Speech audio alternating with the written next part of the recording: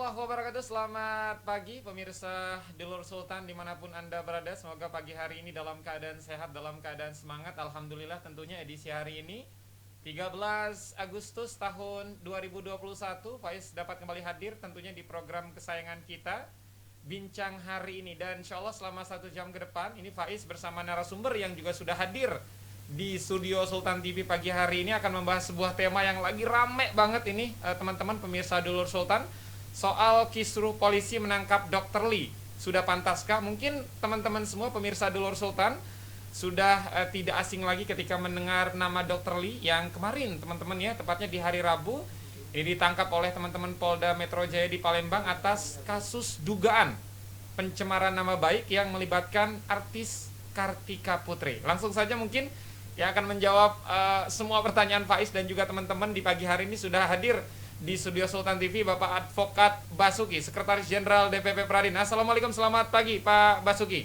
Waalaikumsalam, selamat pagi Faiz, apa kabar? Alhamdulillah baik, sehat ya Pak ya? Alhamdulillah sehat. Siap, langsung saja Pak Basuki, ini yang tema kita hari ini yang lagi rame menjadi sorotan publik.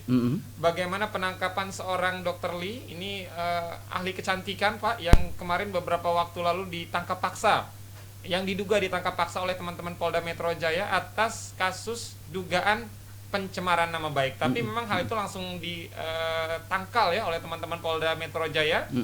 Teman-teman Polda Metro Jaya mengatakan bahwa penangkapan Dr. Lee ini atas kasus ilegal akses media. Bagaimana ketika memang sudah proses penyidikan, ini teman-teman ternyata Dr. Lee masih menggunakan akun sosial media miliknya. Pertanyaan Faiz, Pak Basuki, dari sisi hukum, apakah penangkapan paksa, baik dari yang tadi sudah Faiz jelaskan, mungkin penangkapan paksa di Palembang tanpa ada pemberitahuan sebelumnya, kemudian juga penangkapan paksa yang tadi sudah teman-teman Polda Metro Jaya jelaskan, apakah memang ini sesuai dengan peraturan perundang-undangan? Pak Basuki, silakan. Baik, Faiz, sesuai dengan ketentuan ya, seseorang yang ditetapkan sebagai tersangka, seseorang itu memang memenuhi 2 alat bukti yang cukup sesuai dengan KUHP 184. Namun apabila hal itu tidak terpenuhi ya KUHP 184 dan kemudian dilakukan penangkapan secara paksa, itu di mata hukum jelas sesuatu yang kurang pas. Namun kita harus tahu dulu apakah teman-teman dari dalam hal ini seperti apa yang ada di medsos di hari Rabu yang lalu ya, itu telah terjadi penangkapan paksa. Apakah memang benar demikian halnya? Ya, memang demikian halnya. Kalau memang itu dilakukan secara paksa tanpa pemberitahuan, tanpa adanya surat penangkapan, ya jelas itu tidak sesuai dengan ketentuan, ya, tidak sesuai dengan ketentuan, dan itu sebagai orang yang ditangkap, dia mempunyai hak untuk melakukan pembelaan terhadap apa yang telah dilakukan itu, Faiz. Demikian. Siap. Jadi memang kalau kita melihat dari sisi hukum gitu Pak Bas, apa yang mungkin menjadi bagian ranah Pak Bas sejauh ini, artinya penangkapan paksa yang tadi dilakukan oleh teman-teman Polda Metro Jaya terhadap Dr. Lee tanpa ada pemberitahuan, karena memang dari pengacara seorang Dr. Lee ini tidak ada pemberitahuan sebelumnya katanya terkait penangkapan Dr. Lee yang ada di Palembang, dan akhirnya hari Kamis kemarin ini Dr. Lee memenuhi panggilan untuk diperiksa di Polda Metro Jaya. Misalkan Dr. Lee mengaku keberatan dan merasa dirinya dilakukan tidak pantas, apakah bisa menuntut balik Pak Bas atau seperti apa dari sisi hukum? Jadi gini, semua warga negara Republik Indonesia di mata hukum adalah sama, ya, dia punya hak dan kewajiban yang sama. Tadi di awal saya buka bahwa apabila hal itu tidak memenuhi ketentuan ya sesuai dengan KUHP 184 tadi, dia bisa melakukan upaya hukum, yaitu dengan cara diuji. Ya, diuji. Teman-teman itu melakukan penangkapan sudah benar atau belum, kita bisa uji. Di mana media untuk ujinya? Yaitu di pengadilan. Tahapannya apa? Lakukan pra-peradilan namanya. Nah, ini sudah benar atau belum penangkapannya? Nah, itulah diuji di sana, Faiz. Nanti akan terungkap. Nanti kan masing-masing mengajukan argumentasinya. Yang ditangkap paksa pasti dia akan mengelak. Saya tidak melakukan hal itu. Dibuktikan, bukti 1, bukti 2, bukti 3 dan seterusnya.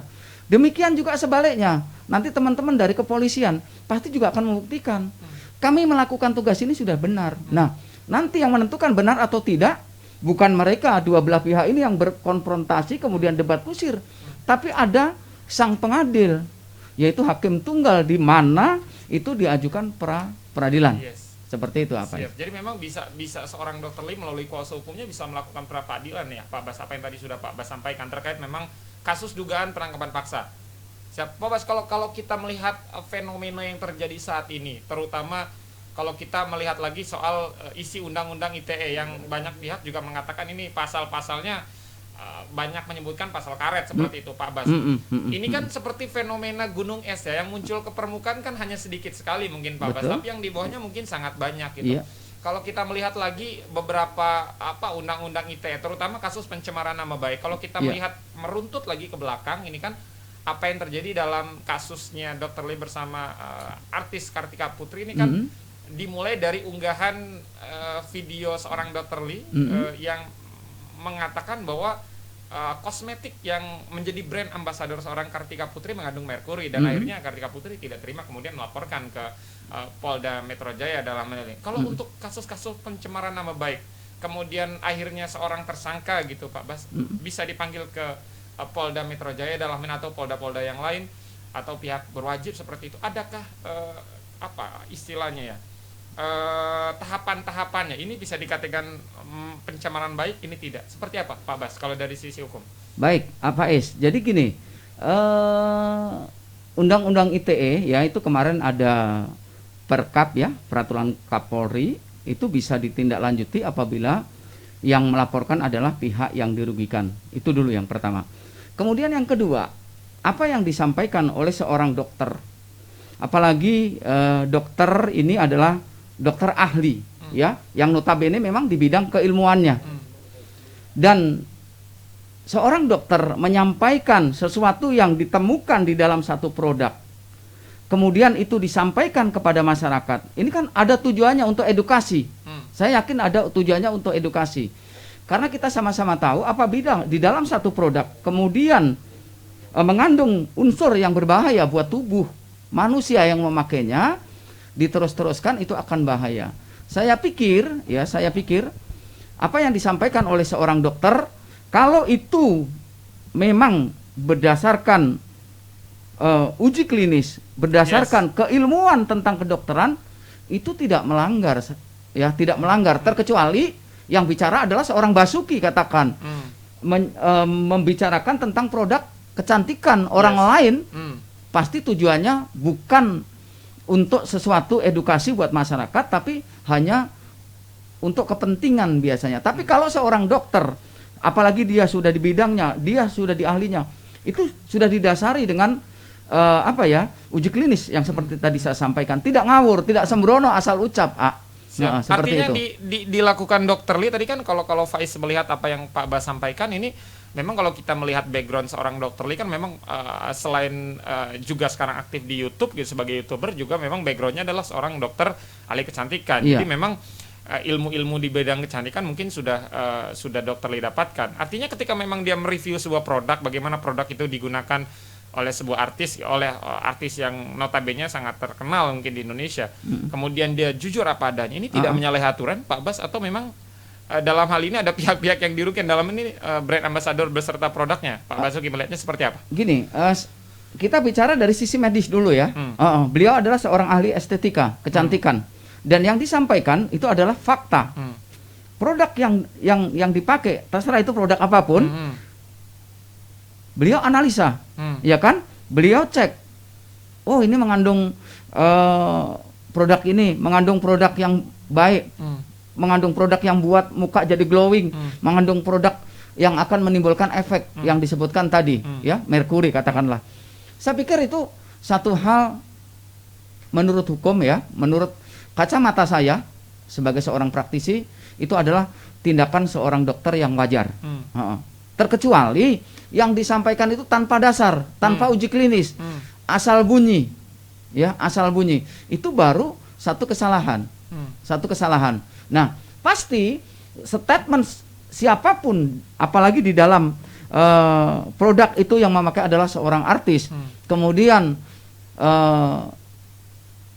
si produsen pasti merasa dirugikan, Nah kalau memang merasa dirugikan kan nanti orang kan diduga melakukan kesalahan kan, si dokternya dipanggil dulu, diminta klarifikasi, dari situ kan nanti akan ketemu. Betul. Yang disampaikan ini asal bunyi, ataukah memang ini sudah melalui uji klinis? Betul. Tapi kalau sudah melalui uji klinis, saya pikir itu tidak melanggar. Ya, tidak melanggar. Betul. Ya, tidak melanggar. Karena justru malah masyarakat beruntung. Karena apa? Dibantu untuk mendapatkan informasi tentang sebuah produk membahayakan atau tidak. Betul. Itu apa, Is? Siap. Gitu. Misalkan tadi apa yang sudah Pak Basuki sampaikan, proses uji klinis sudah dilakukan dan terbukti produk yang memang digunakan oleh seorang artis tadi ini menggunakan merkuri. Artinya memang apa yang diucapkan Dr. Lee ini benar. Apakah seorang Dr. Lee, mohon maaf, bisa menuntut balik ketika dia dilaporkan, Pak Bas, kalau dari sisi hukum? Nah, gini, seseorang yang melakukan sesuatu dengan benar, kemudian dia diduga, ya, kemudian disangka, apalagi sudah didakwa, ya, apalagi sudah dituntut, dia punya hak untuk, kalau itu terbukti sudah dilakukan uji klinis, kemudian itu bisa bermanfaat banyak orang, dia punya hak untuk melakukan pembelaan diri, kemudian untuk pemulihan nama baik yang bersangkutan. Artinya itu sah-sah saja sesuai dengan aturan. Siap. Dan itu difasilitasi oleh negara, Pak ya. Artinya aturan tersebut memang ketika memang kita merasa dirugikan atas laporan sesuatu, kita bisa melaporkan itu balik. Undang-undang yang mengatur. Jadi semua masyarakat Republik Indonesia, dari yang kecil sampai yang tua, dari Sabang sampai Merauke, ya, itu punya hak yang sama di mata hukum. Jadi di situ tidak ada tebang pilih di undang-undang. Ini undang-undang yang mengatur. Siap. Undang-undang yang mengatur. Jadi semuanya harus tunduk dengan apa yang ada di undang-undang itu. Ini Pak Is akan memperjelas soal kembali penangkapan. Mungkin akan Pak Is perjelas. Pak Bas tadi kan di awal-awal Pak Is mengatakan bahwa memang penangkapan ini menjadi heboh ketika terjadi secara paksa. Artinya Dr. Lee ditangkap diduga secara paksa atas dugaan pencemaran nama baik. Kemudian akhirnya sudah diklarifikasi oleh teman-teman kepolisian dalam ini Polda Metro Jaya bahwa penangkapan tersebut dilakukan atas dasar bukan karena pencemaran nama baik, karena memang illegal access yang dilakukan oleh Dr. Lee ketika memang dalam proses penyelidikan gitu Pak Bas, handphonenya dalam hal ini sosial medianya, kemudian juga akun email dan lain sebagainya sudah disita oleh teman-teman kepolisian, tapi masih tetap update gitu Pak. Apakah memang dalam proses penyelidikan tadi teman-teman kepolisian tidak mengingatkan gitu ke Dr. Lee untuk tidak pernah lagi mengupdate atau di story dan lain sebagainya untuk sosial pribadinya, atau memang ini seperti apa Pak Bas melihatnya ketika memang sudah disita masih tetap update dan kemudian akhirnya ditangkap, ya balik lagi tangkap paksa. Pak Bas melihatnya seperti apa? Logikanya begini apa ya, sesuatu yang disita itu harus pertama mengikuti mekanisme yang benar. Apapun sesuatu yang disita itu mekanismenya harus diikuti sesuai dengan aturan yang benar. Nah, pertanyaan kita, apakah teman-teman dari kepolisian dalam hal ini yang menyita sosmed si dokter tadi sudah melakukan dengan benar? Itu pertama. Kedua, sesuatu yang sudah disita otomatis dalam penguasaan yang menyita. Yes. Sepakat ya? Sepakat. Dengan demikian, kalau sudah ada di tangan yang menyita password dan lain sebagainya, kan ada di tangan yang menyita. Yang menyita. Iya. Tidak juga kalau itu sudah disita, yang punya bisa mengambil kembali. Tidak mungkin kan? Artinya di sini pertanyaannya, apakah sudah benar dilakukan penyitaan? Proses penyitaannya sudah benar? Yes. Kedua, kalau itu disita, kenapa si dokter ini masih bisa mengakses? Pertanyaan itu Pak. Iya, pertanyaannya ini. Ada apa ini? Kok ini masih bisa mengakses? Kan sederhana. Passwordnya atau apanya dirubah, dikunci. Ini teman-teman kepolisian saya pikir jauh lebih canggih daripada seorang pemakainya dengan keilmuan di bidangnya, kemudian akses yang luar biasa, pemahaman yang luar biasa. Nah ini yang menjadi pertanyaan, Pak Is, gitu loh ya. Itu. Kemudian sekali lagi, kalau itu dipaksakan, datang rame-rame, betul, datang rame-rame, kemudian tanpa pemberitahuan dan lain sebagainya, ini illegal akses. Apakah ini mutlak kesalahan si dokter sehingga dokter ini bisa ngakses lagi? Saya ulangi, sesuatu yang sudah dibawa, saya contoh kecil, ini gelas nih, Ya. karena sesuatu dan lain hal ini saya sita, Hmm. saya sita. Apakah APS bisa melihat gelas ini di rumah saya? Tidak. Tidak mungkin kan? Pasti saya amankan dengan baik. Di sini jangan kita hanya melihat satu sisi, lihat juga sisi siap. lain. Hmm. Demikian APS. Siap. Bisa jadi mungkin ini hanya dugaan Pak ya, bukan Dr. Lee yang upload ketika video tersebut ketika memang sosial media tersebut sudah disita oleh teman-teman kepolisian. Mungkin Pak Bas, pertanyaan berikutnya. Misalkan terbukti bersalah nih Pak Bas, seorang Dr. Lee yang memang saat ini tengah ramai juga. Ini kalau dari undang-undang ITE ini bisa kena berapa tahun Pak Bas? Tapi jangan dijawab dulu Pak Bas, kita rehat setelah yang satu ini. Tetap dibincang hari ini. Ya, terima kasih.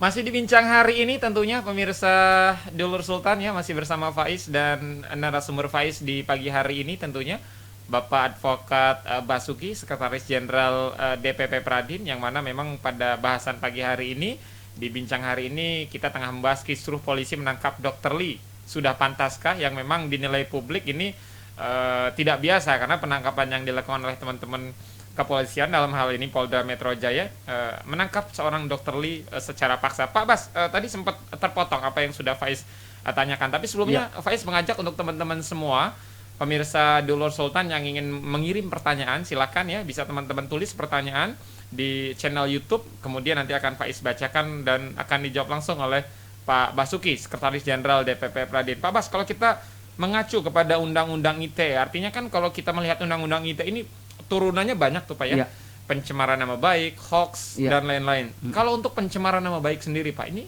kena hukumannya berapa lama Pak Bas? Silakan. Baik, Pak Es. Seperti yang sudah sama-sama kita baca ya di media sosial, itu ancamannya kan 8 tahun.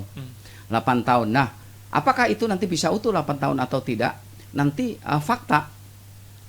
Ini kan masih jadi ajas hukum di kita ini kan tidak orang bisa langsung dinyatakan bersalah. Tapi nanti dari apa yang didakwakan, pertama adalah diduga dulu, diduga melakukan kesalahan. Kemudian setelah diduga, nanti baru disangka. Disangka itu adalah masuk dalam tahap penyidikan.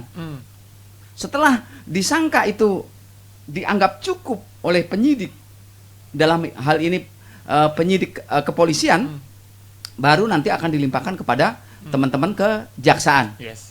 Setelah itu, teman-teman kejaksaan akan mempelajari. Ini adalah palang pintu terakhir. Benar nggak ini melakukan kesalahan? Kalau memang melakukan kesalahan, baru nanti itu akan dilimpahkan. Di sana nanti menjadi terdakwa. 8 tahun atau tidak, 8 tahun atau tidak, itu bukan ancamannya yang dipakai, tapi nanti adalah fakta di persidangan. Fakta persidangan. Bisa naik atau bisa turun, Pak Basuki? Atau 8 tahun itu maksimal? Itu maksimal itu ya. Maksimal, itu maksimal. Jadi kalau ini maksimal di 8. Nah, tapi itu tadi itu sesuai dengan apa yang di berita rame dengan ancaman yang berapa pasal tadi kan? Pasal berapa dan pasal berapa ya? Saya sepintas membaca tadi sembari jalan, sembari nyetir sempat buka kan. Nah, itu nanti di fakta persidangan, apakah layak seorang dokter ini diganjar dengan 8 tahun dengan apa yang disampaikan, dengan apa bukti-bukti yang telah diberikan. Nah, tadi saya sampaikan, kalau memang sudah melalui uji klinis dan itu bisa dibuktikan oleh pengacaranya, ya, yang mendampingi nanti, ceritanya akan lain. Tidak 8 tahun mungkin bisa bebas Pak, atau bahkan yang melaporkan yang kena Pak ya. Jadi gini, di dalam seorang hakim ya, majelis hakim memutus satu persoalan, dasarnya adalah bukan seberapa dakwaan didakwakan lamanya, bukan seberapa tuntutan dituntutkan oleh seorang jaksa penuntut umum, tapi adalah fakta persidangan. Fakta persidangan itu apa? Ya saat memeriksa pihak-pihak, kan ada saksi-saksi yang diajukan kan? Saksi, bukti tertulis, ya bukti elektronik dan lain sebagainya, semua nanti bisa digelar di persidangan. Itulah yang menjadi pertimbangan. Bisa-bisa kalau memang itu tidak terbukti, ya bisa lepas. Yang lepaskan bukan pengacaranya atau hakimnya, tapi itu demi hukum. Gitu loh. Siap. Republik ini kan negara hukum. Jadi apa yang terjadi, apa yang dilakukan, semuanya adalah demi hukum. Siap. Gitu. Jadi memang prosesnya masih sangat panjang ya Pak Basuki ya, untuk sampai ke ranah kejaksaan. Artinya Pak Basuki seperti ini, pertanyaan Faiz mungkin. Ketika memang di kepolisian saja, ini Dr. Lee misalkan, kita berapa ya istilahnya, berandai-andai, tidak dinyatakan tidak bersalah. Apakah ini serta-merta akan dibebaskan atau memang perkaranya tetap hingga lanjut ke kejaksaan, Pak Basuki? Sekarang begini, kalau seseorang diduga, kemudian di saat penyelidikan, diduga itu kan di saat penyelidikan, itu tidak ditemukan kesalahan, ya otomatis harus diberhentikan. Ada SP3. Nah itu, karena itu haknya warga negara. Masa orang yang tidak salah harus digantung-gantung? Emang nggak deg-degan orang orang orang diduga bersalah itu deg-degan loh. Artinya tidak harus sampai ke kejaksaan ya? Ya kalau itu tidak nanti di tingkat kepolisian, di tingkat diduga ini sudah ditemukan, oh kamu tidak bersalah kok, ya pulang. Oh, iya. Pulang itu harus dibawain surat gitu loh, pembersihan dirinya, gitu. Siap. Jadi memang bisa saja diberhentikan di tengah jalan. Bisa. Kalau memang itu tidak terbukti, banyak kok kasus-kasus yang demikian. Diberhentikan di tengah jalan tanpa harus ke pengadilan ya Pak? Iya. Jadi gini, tidak semua perkara yang sudah ditangani oleh teman-teman kepolisian, penyidik, itu harus nyampe ke pengadilan. Teman-teman kepolisian itu tugasnya kan menyelidiki. Pertama, kedua, baru menyidik. Kalau di tingkatan ini tidak ditemukan unsur yang diduga, disangkakan, maka ya harus pulang. Masa anak orang harus ditahan-tahan di sana? Siap. Jadi memang prosesnya untuk bisa seseorang tersebut dikatakan bersalah itu memang prosesnya sangat panjang melalui beberapa tahapan, Pak Basuki. Tapi memang ketika di tengah jalan ini terbukti tidak bersalah, ya langsung dipulangkan ya. Iya. Pak Basuki tidak harus ditahan secara berkepanjangan gitu. Nggak usah, ngapain? Orang harus suruh nginep-nginep di sana. Terus nama dia juga akan rusak kan? Nah itu nantilah supaya nama orang itu nggak rusak, maka pulangnya itu nggak pulang datang kemudian pulang, dibawain surat, ya bahwa yang bersangkutan betul. Siap. Itu ada prosedur baku ya, prosedur baku yang sudah tidak bisa ditawar-tawar lagi. Siap. Lagi-lagi itu undang-undang yang mengatur, semuanya sudah diatur oleh undang-undang. Ya. Siap. Artinya kita sebagai warga negara, Pak Basuki juga harus hati-hati ketika memang tuduhan yang kita sangkakan ke orang lain ini bisa jadi tidak benar, justru nanti akan berbalik ke kita yang melaporkan, Pak Basuki. Benar. Bisa dilakukan nanti pidana ataupun perdata. Pidana ya otomatis pihak penegak hukum yang berjalan. Perdata ya orang itu suka-suka aja, tapi pakai logika juga, tidak ngawur. Siap. Seberapa saya dicemarkan nama saya, seberapa itu juga harga diri akan jatuh. Dengan harga diri akan jatuh, reputasi ya di masyarakat akan jatuh. Reputasi di masyarakat akan jatuh, apa yang dikerjakan juga akan turut berimbas, tidak akan berkembang. Nah, disinilah nanti orang bisa lakukan tuntutan balik pidana ataupun perdata.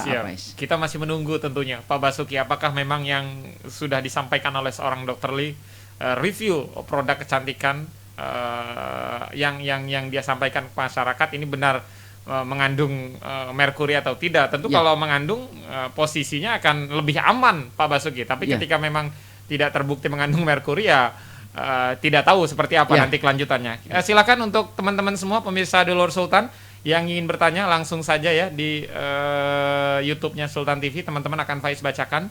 Ini sudah beberapa teman-teman yang bertanya, Pak Bas, mohon dijawab. Ya, silakan. Yang pertama dari Advokat Swadi. Wah, ini sesama advokat mungkin, Pak Basuki. Tepat untuk pastikan apakah penangkapan seorang warga negara bisa diuji dengan pra-peradilan? Gini, saya ulangi lagi, mundur lagi nih, Pak Advokat Swadi ya. Pak Advokat Swadi, mundur. Seseorang yang ditetapkan ya sebagai diduga, disangka, itu tetap harus memenuhi unsur ya. Unsurnya apa? Yaitu KUHP 184. 2 alat bukti yang cukup. Apabila itu tidak, maka itu bisa diuji. Saya ulangi lagi, diujinya di mana? Diujinya ya di pengadilan. Nanti masing-masing pihak memberikan bukti. Ini loh, saya tidak bersalah. Kemudian yang menangkap membuktikan, nih kamu bersalah. Nanti hakim tunggal yang akan menentukan itu. Seperti itu apa? Siap. Jadi kita balik lagi apakah nanti memang terbukti bersalah atau tidak seperti itu, Pak Basuki.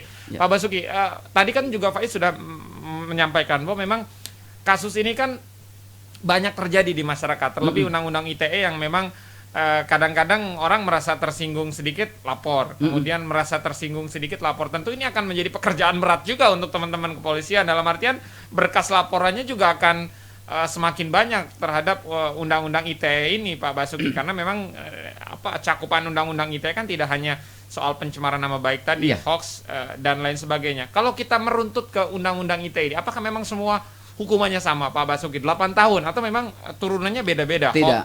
Seperti apa, Pak Basuki? Jadi masing-masing pasal itu punya ancaman beda-beda. Ya, tidak semuanya sama. Nah, ini yang kita bahas adalah apa yang terjadi kepada Dr. Lee. Nah, jadi kalau masing-masing pasal ada yang maksimal 4 tahun, ya, ada yang 2 tahun, tergantung pasal mana yang dipakai untuk jerat. Pasal mana. Dan sepakat saya bahwa teman-teman kepolisian punya tugas yang paling berat saat ini di era digital, Betul. di era milenial, ya, yang semuanya serba canggih. Kita mainkan, beli baju aja sekarang dari rumah nggak usah pergi, ya kan? Nggak usah pergi. Begitu ada persoalan, terjadi transaksi, ya, transaksi nih. Pagi ini saya pencet, tek, saya beli baju. Apakah itu sudah tidak? Apakah itu hal tidak mengandung undang-undang ITE? Semua yang dilakukan dengan handphone kita ini adalah merupakan tindakan yang bersinggungan dengan undang-undang ITE. Nah, tugas berat dari teman-teman kepolisian, tapi kan di sana juga ada standar. Standarnya apa? Orang yang melaporkan kan diminta dulu keterangannya. Benar nggak? Seperti ini. Nanti kan dipanggil orang yang dituduh melakukan tindakan tidak baik itu. Kalau enggak ya sudah. Masih banyak perkara-perkara lain yang teman-teman kepolisian tangani. Jadi memang ya tidak menampik. Akhirnya semuanya masuk. Semuanya masuk. Dan ini tidak bisa ditolak oleh teman-teman kepolisian. Kembali nanti tinggal disaring saja. Bobotnya ini seberapa? Ya. Kan tujuan utamanya adalah bukan undang-undang dibuat ini tujuannya bukan untuk memenjarakan orang atau menghukum orang. Untuk mengatur kehidupan supaya lebih tertib, Betul. kehidupan lebih teratur, keadilan segenap bangsa, gitu loh. Dan kemakmuran seluruh rakyat dari Sabang sampai Merauke. Siap. Itu saja. Siap. Tapi kadang-kadang prakteknya di perjalanan, apalagi orang yang merasa dia siapa deh gitu ya, hal sedikit sudah langsung Yes. lapor polisi. Kasihan kadang-kadang teman-teman kepolisian saya juga terlampau banyak hal yang mestinya tidak masuk ke ranah itu dipaksakan, apa Is? Betul, siap. Ini ujung-ujungnya berkas di teman-teman kepolisian semakin menumpuk, Pak, Oh ya. ya. Dan tugasnya juga semakin berat kalau dikit-dikit lapor, Iya. dikit-dikit lapor, Pak Basuki. Iya. Pak Basuki, kalau Faiz secara sederhana deh menyimpulkan tadi apa yang tadi segmen pertama, kemudian juga di awal-awal Pak Basuki sudah menyampaikan tadi soal penangkapan paksa ini. Ini salah menurut undang-undang atau seperti apa, Pak Basuki? Jangan dijawab setelah yang satu ini. Tetap di Bincang Hari Ini.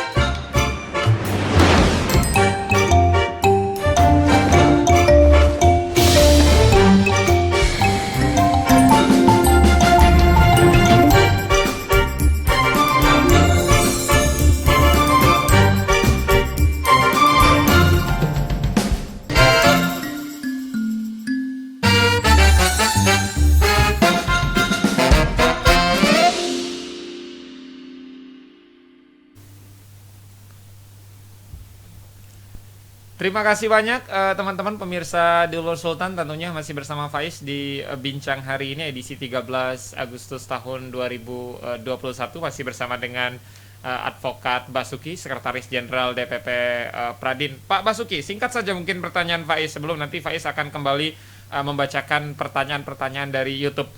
Artinya kan yang rame sekarang menjadi konsumsi publik adalah soal penangkapan paksanya oleh teman-teman pihak kepolisian, seperti itu. Yang menurut berbagai macam kacamata hukum termasuk tadi Pak Bas ini memang tidak dianjurkan dalam undang-undang seperti itu. Apakah memang ini salah dan ada tidak Pak Bas kategori yang diperbolehkan dalam undang-undang untuk ditangkap secara paksa? Pak Bas, silakan. Baik, kalau yang dilakukan terhadap dokter ini ya, seyogianya tidak dilakukan seperti itu. Karena ini dilakukan dulu pemanggilan.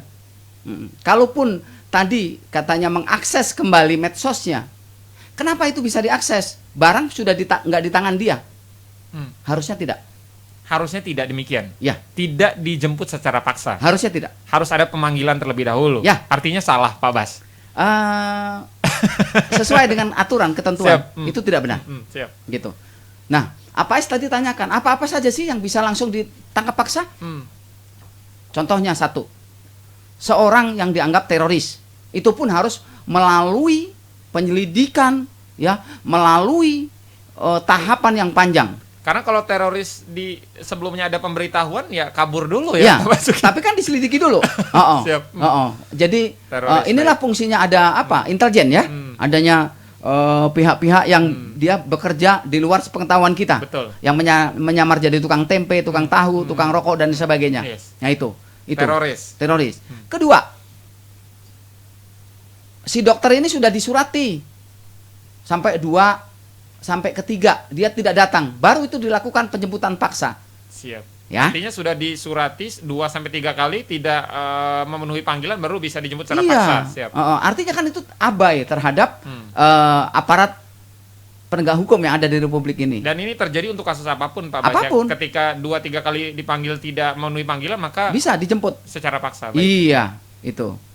Berikutnya, orang yang melakukan tindak kejahatan dan kekerasan. Ya. Dan itu sudah betul-betul terbukti si A pelakunya. Contohnya apa? Bisa dilihat dari CCTV contohnya. Kemudian ada saksi-saksi yang oh benar kok Pak itu si A itu. Yang rumahnya di pojok itu tuh. Gitu. Ya kan? Datang dijemput paksa. Itu pun juga tidak boleh diperlakukan sekonyong-konyong. Orangnya baru bangun tidur, umpamanya ditempelengi apa ya nggak boleh lah. Bangun tidur ya sudah Pak, cuci muka dulu Pak. Siap. Cuci muka dulu. Bapak mau minum dulu nggak? Minum. Hamnya harus tetap dijaga ya Pak. Oh iyalah, saya yakin teman-teman kepolisian Republik Indonesia ini sudah sangat bagus untuk bekerja itu. Ketentuan sudah mereka ikuti dengan baik, ya. Nah inilah negara tercinta kita, punya aparat penegak hukum yang sangat luar biasa, ya. Ya kalau ada yang melupakan itu tidak kesengajaan, itu adalah mungkin karena oknum ya, pertama tidak sengaja, maksud saya tidak sengaja, semua institusi tidak, mungkin karena oknum ya. Betul. Mungkin karena dia dalam kondisi kepepet, apapun itu, seperti itu apa Is? Siap. Jadi memang beberapa kategori tadi dikecualikan ya Pak ya. Yang pertama adalah teroris tadi, yang ketika melakukan penyidikan sudah cukup dipastikan Pak, dia bersalah, kemudian ditangkap tanpa harus ada surat pemberitahuan. Oh iya. Langsung saja. Langsung ditangkap. Tapi biasanya itu ada nanti untuk keluarganya dibawakan surat. Setelah ditangkap Pak ya? Seyogianya tidak setelah ditangkap. Jadi disiapkan dulu. Kan seorang ini saya ya. Harusnya, saya pikir juga teman-teman kepolisian juga demikian. Harusnya disiapkan dulu. Si Kromo. Saya sebut si Kromo. Itu adalah seorang teroris. Kan dia sudah diselidiki. Betul. Selidiki. Oh, keluarganya siapa? Kepada keluarganya Kromo, pada hari ini kami kepolisian bla bla bla bla akan melakukan penangkapan terhadap keluarga saudara karena diduga melakukan kegiatan yang meresahkan masyarakat, dibuktikan dengan ini melanggar pasal sekian. Baru itu dikasihkan keluarga.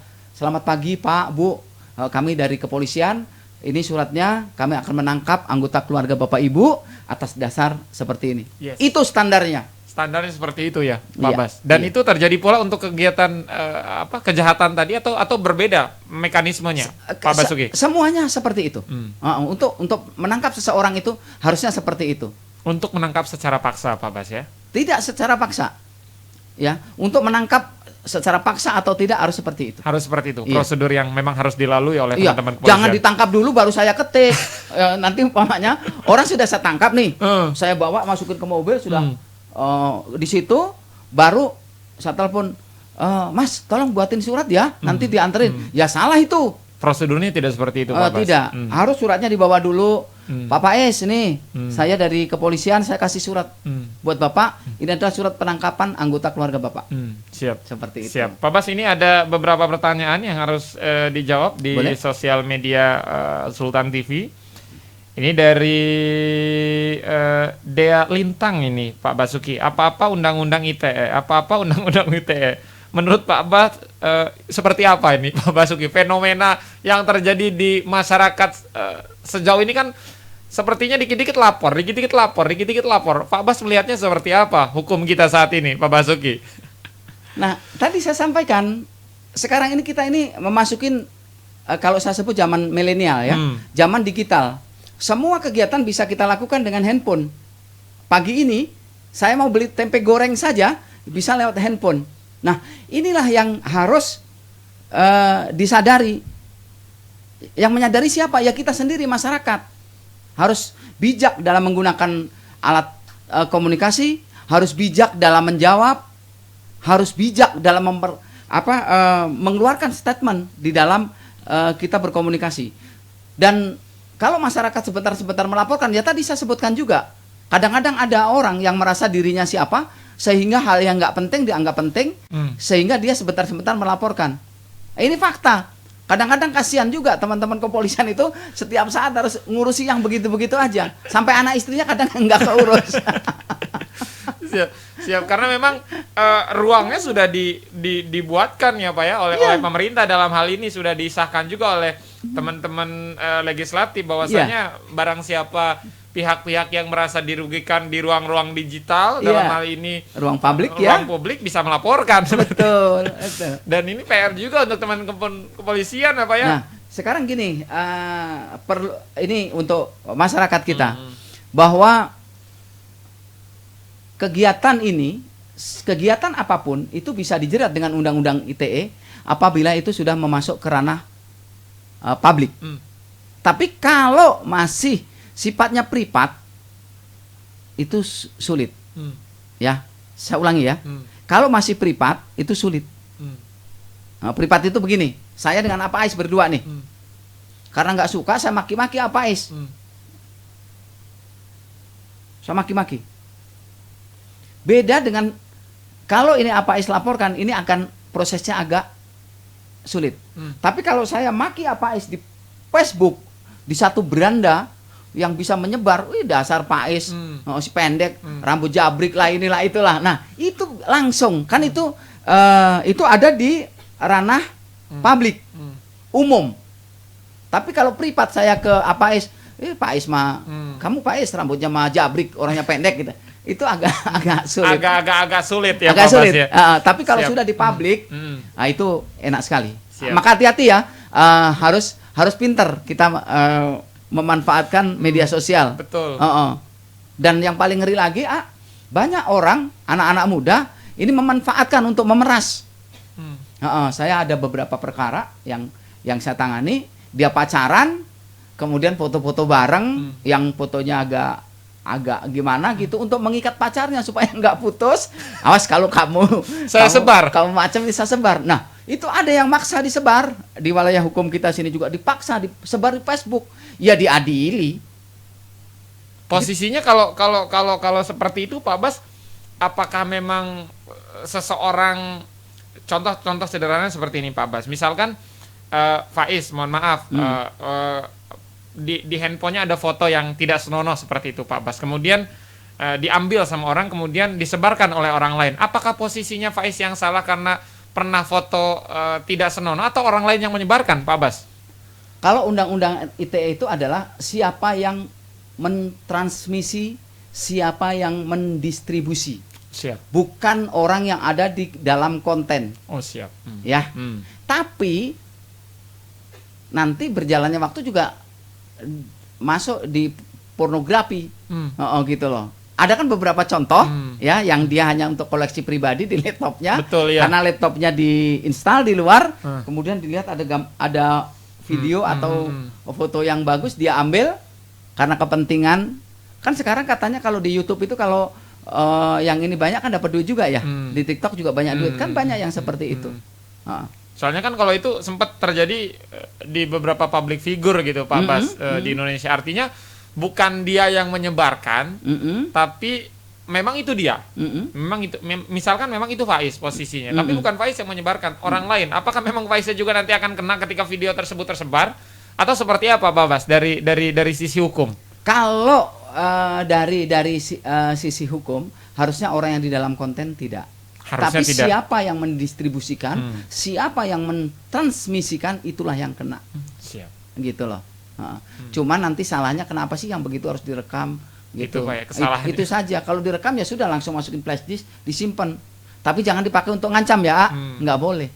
Dan itu bisa keseret-seret juga Faiz Oh ya, Pak ya? iya.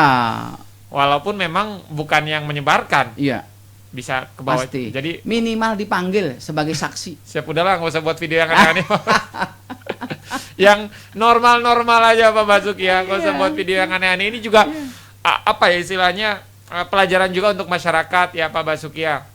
Di handphonenya juga jangan selain apa, sekarang kita sudah punya undang-undang ITE tadi, tidak boleh mencemarkan dengan seenaknya aja sekarang. Kemudian juga hoax juga teman-teman sudah masuk ke undang-undang ITE, harus hati-hati, jempolmu harimaumu.